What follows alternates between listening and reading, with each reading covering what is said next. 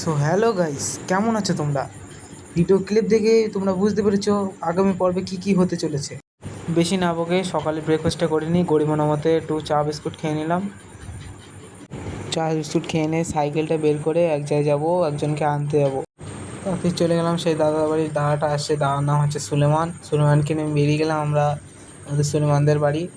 সেটা 7 সমুদ্র পার দিয়ে বেরিয়ে গেলাম দাদার বাড়ি গিয়ে তাস খেলতে বসে পড়লাম। তাস খেলে আবার দুপুরবেলায় বেরিয়ে যাব সেই আমাদের ক্যাফে, যেখানে সব কিছু আজকে আয়োজন করা হয়েছে।